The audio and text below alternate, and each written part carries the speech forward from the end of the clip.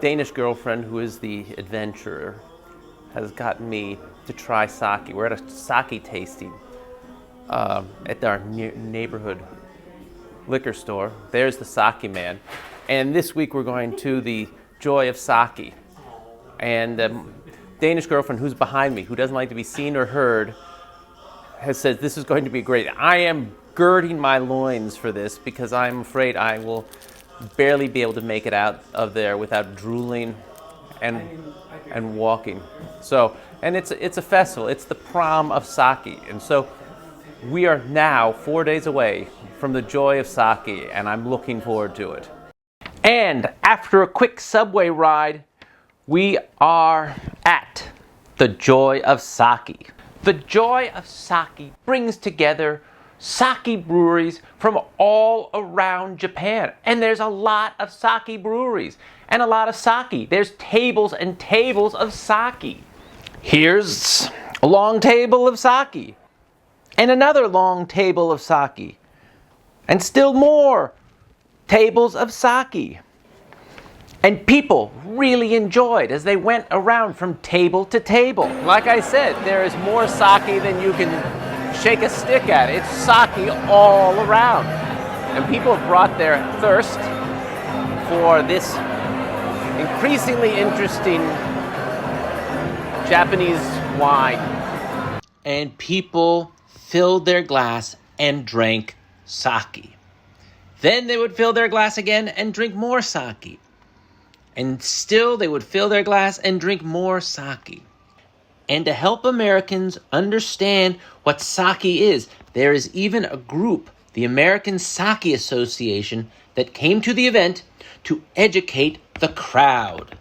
And they taught me a lot about sake.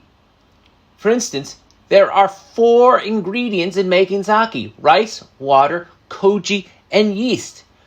And there are 4 types, essentially, of sake: junmai, jingo, hozo, and daijo.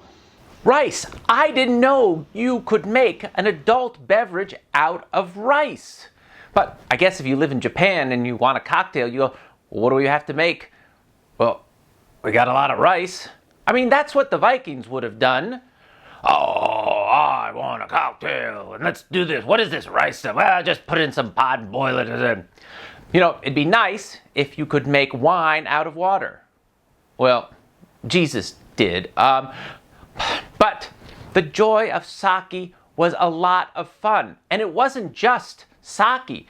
It was a cultural Japanese-American experience. They had Japanese restaurants from all over the New York City area, serving delights, possibly to help soak up the alcohol. And they were delicious. Just look at all this wonderful food. A number of restaurants came to the event and provided people with their signature dishes. Look at the care this man is taking.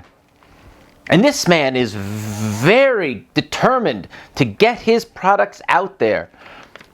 And look at this one. It's delightful. And this one is a work of art. And of course, to wash down all these delights, there's more sake. And as they say in the natural, I can't pronounce it, but sure eats and drinks good. And if you have good sake and good food, that's what makes for a good culture. Just like every culture there is, we want to have a good experience eating.